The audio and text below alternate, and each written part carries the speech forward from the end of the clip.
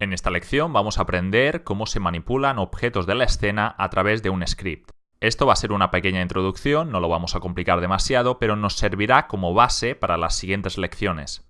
El programa que vamos a crear va a servir para manipular el personaje. Ahora mismo se llama Capsule, pero podemos cambiar su nombre por Player, o traducido al español sería jugador.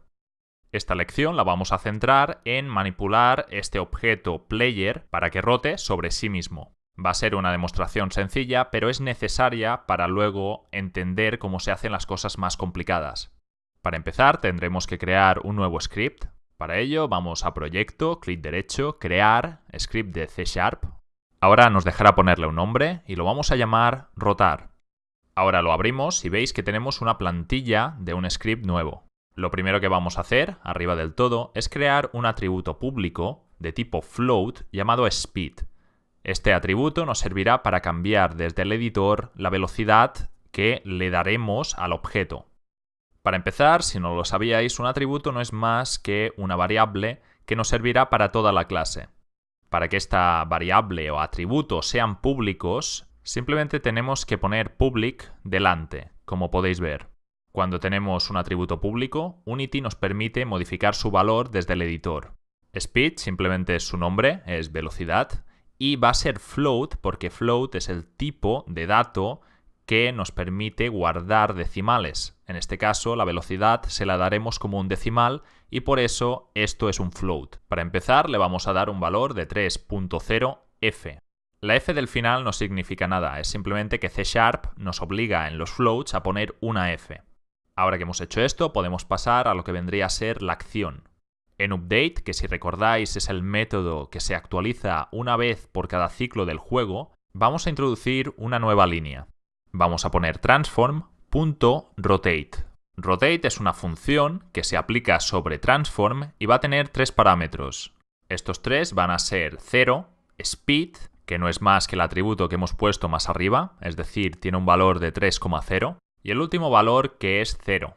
Esta línea puede parecer un poco complicada ahora mismo, pero no lo es en realidad. Lo que hacemos es coger la transform, es decir, el componente transform del mismo objeto al que nosotros asignemos este script. Recordad que transform es un componente de los objetos de la escena que guarda su posición, su rotación, y lo que nosotros hacemos aquí es coger ese componente y aplicarle un método. Este método, como veis, es rotate. Rotate nos coge tres valores que corresponden a X, Y y Z y los suman a los ya existentes. En este caso solo le pasamos valores de Y, los otros dos son 0. Esto significa que cuando pongamos este script en un objeto, se le van a añadir a este objeto en rotación en Y 3 puntos en cada frame. Por lo que al ejecutar el juego, este objeto lo veremos dando vueltas sobre sí mismo. Ahora que tenemos esto claro, podemos volver a Unity, cogemos el script y lo arrastramos hasta el player. Cuando hacemos eso, a este objeto se le añade un componente script con este código. Ahora que lo tiene asignado, si le damos al play, podemos ver al player, o esta cápsula, dando vueltas sobre sí misma. En la pestaña Game nos aparece la cámara de la escena, que como está montada encima de la cápsula, también va dando vueltas. Volviendo al código, podéis ver que aquí tenemos el atributo público speed, que controla la velocidad. Si nosotros ahora volvemos al editor de Unity, podéis ver que dentro del componente script del player tenemos acceso directo a este atributo, por lo que desde aquí podemos cambiar su valor.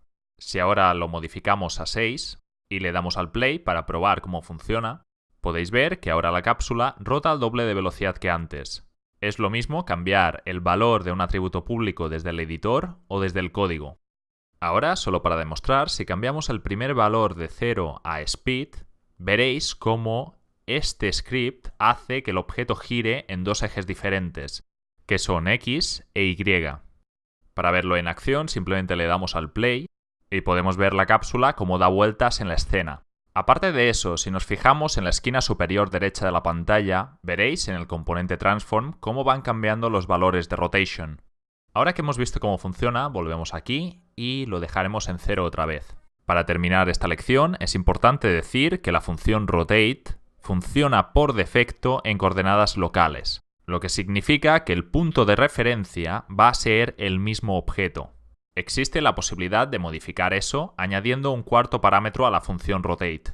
Este cuarto parámetro no va a ser un número, sino que va a ser space.self o space.world. Space.self es lo que está por defecto, es decir, coordenadas locales, y space.world es coordenadas globales. Para comprobar qué pasa si cambiamos las coordenadas de locales a globales, podemos guardar este script. Ahora volvemos al editor y cambiamos manualmente la rotación en X. Eso, como veis, inclina un poco la cápsula. De este modo, ahora que hay coordenadas globales, se puede ver cómo la cápsula gira en torno a un eje y no sobre sí misma como antes. Si volvemos al programa y cambiamos esto por self, el objeto volverá a rotar con coordenadas locales, aunque este cuarto parámetro siga presente. Ahora sí, por último, seleccionamos al player y dejamos la rotación en X otra vez a 0.